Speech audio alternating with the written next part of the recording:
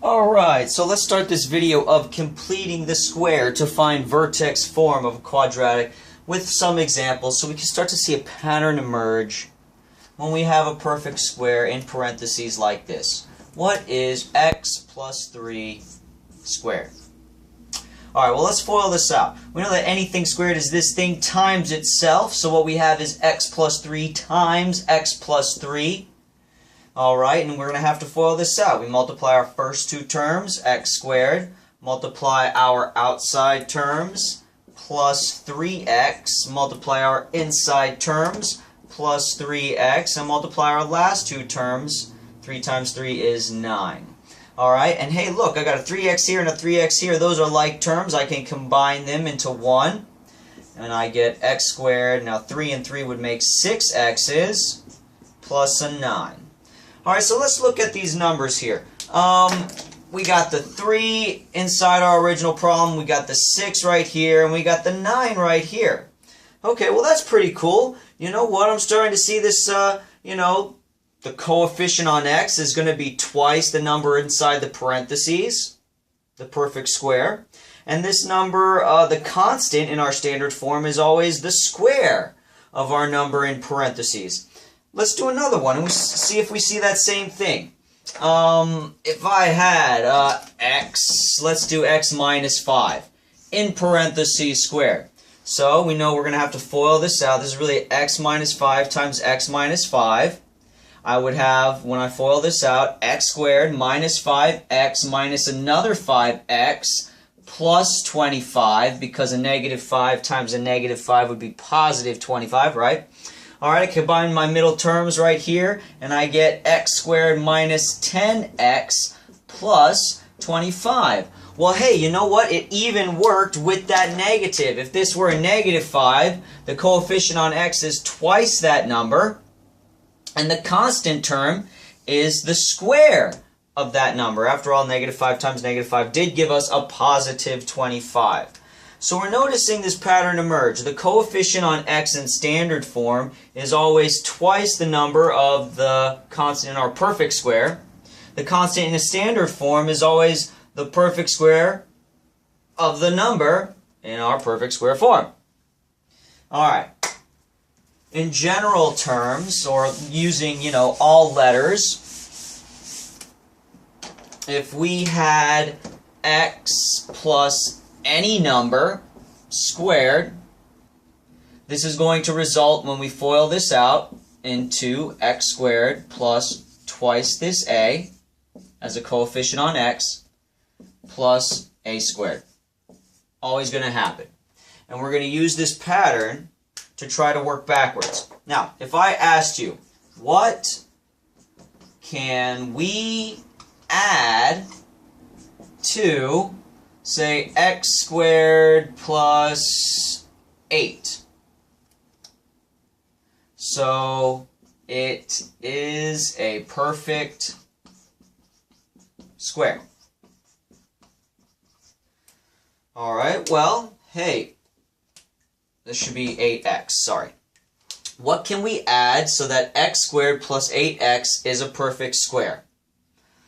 Well, looking at our kind of guide over here, this is the pattern we saw emerging. This coefficient on x is twice what needs to go in here.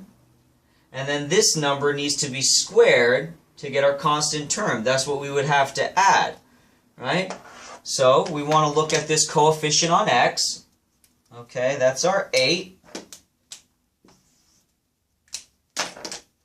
Okay, well, if 8 represents our 2a right here, then that means we just divide it by 2 to get what a is, right? So, divide this by 2. And then we're going to have to square that to get our constant term. Squared. So now we can simplify this big mess. And the whole reason why I like to keep it detailed like this is because when we actually are putting it back into a perfect square, we're going to use this number right here.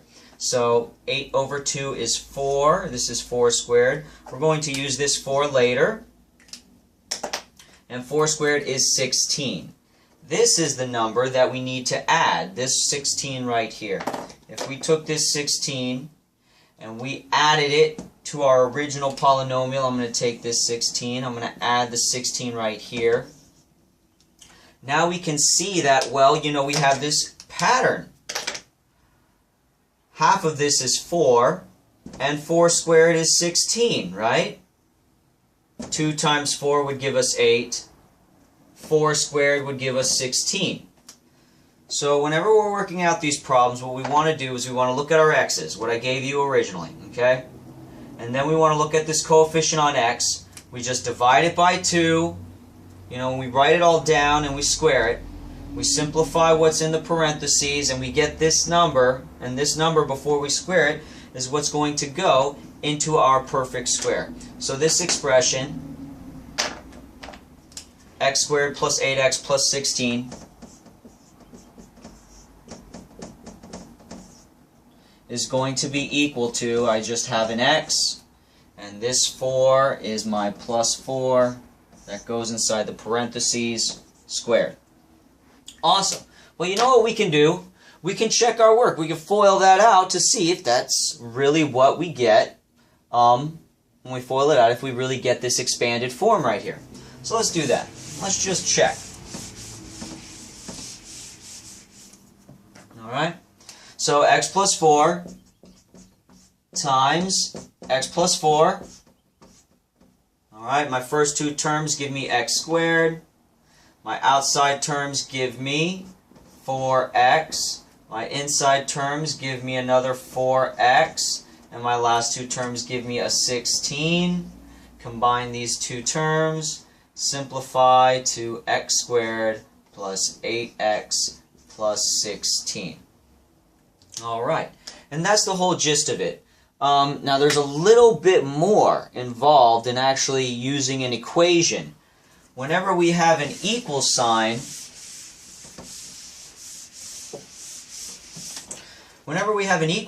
like if I said that y is equal to x squared plus